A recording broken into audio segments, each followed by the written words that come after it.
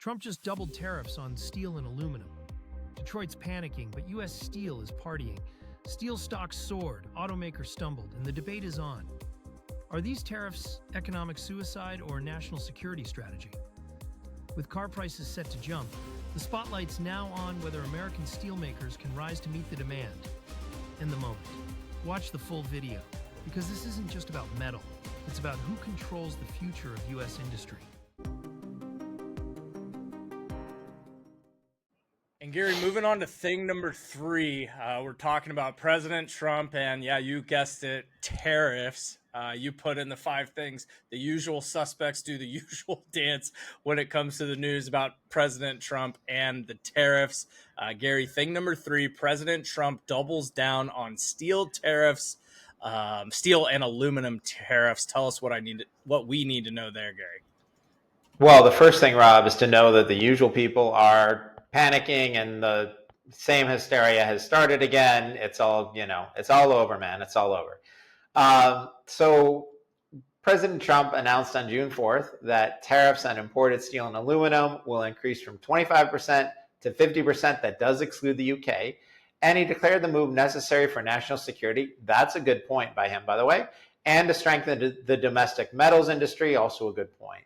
The American steel stocks immediately went up. Cleveland-Cliffs was up 28%, but the automakers did not do so well on that. Analysts who don't ask me how they came up with these numbers, they warned the tariffs were going to raise vehicle production costs by $2,000 to $7,000 per car. And of course, what do? They threatened to pass those increases to consumers via higher prices.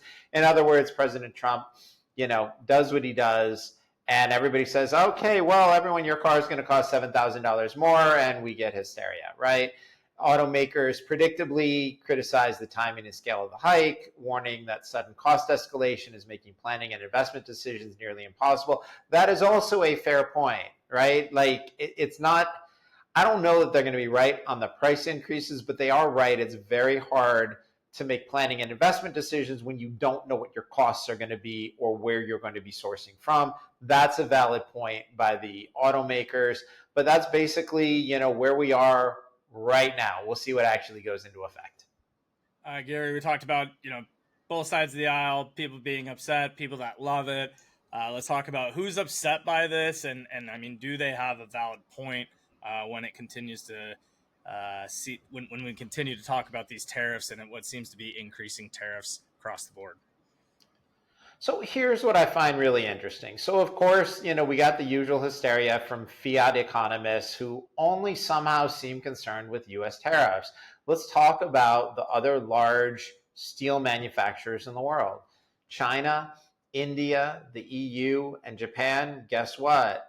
They all support their domestic steel producers, and somehow the EU and Japan manage to produce high-quality vehicles, while China is becoming a force in EVs, electric vehicles. So why is it then that the EU and Japan manage this perfectly fine? China is growing their automotive fleet. India has a healthy steel production with some sort of domestic support. These countries have tariffs. Why? How do they manage? And why weren't these fiat economists livid and upset? Why weren't they saying, oh no, these economies are going to be in horrible shape as a result of their steel tariffs or supporting their steel industries? The fact is that the move to protect domestic steel production is related to national security. Automakers are facing market pressure from EV competition, and now they are concerned about higher steel prices reducing margins. I'll also point out, as somebody who grew up in the Detroit area, lovers of the old Detroit muscle cars will point out that the new cars have 20 to 30% less steel, much higher prices, and in my opinion, 72.5% less character, right? Detroit produced a lot of fun stuff back in the 50s and 60s, a whole lot more interesting and fun and exciting than some of the nonsense that's being put on the roads today. These, Econo boxes that all look exactly alike, and they're not fun. My daily driver is an E46 M3. That car is almost 25 years old. It has a manual transmission. It is fun to drive. I had to take it into the BMW dealership a couple of years ago. They gave me a brand new 320. I brought it back. the salesman, or the service advisor hoping to make a sale said to me, "What do you think of the car?" I said, "It has all the charm of a late model Buick," right? They're not fun. So, the point of all this, my aesthetic preferences in automobiles aside, the point of all this is somehow everywhere else around the world manages to produce cars and protect their domestic steel industry. But somehow President Trump talks about increasing tariffs on steel here so that we have a secure national security issue resolved. And all of a sudden, that's going to crush the economy. How does everybody else do it? Right? I'm just not buying the logic. There's no internal consistency. These guys seem to work under the idea that everything is fixed, and President Trump changes one thing, and oh no, the world is falling apart. But the world doesn't really work that way. We'll see what happens. Gary, in terms of U.S. steel production and supply, I mean, is there anything that's being done to increase that supply? So, Rob, that is more than anything else the key question.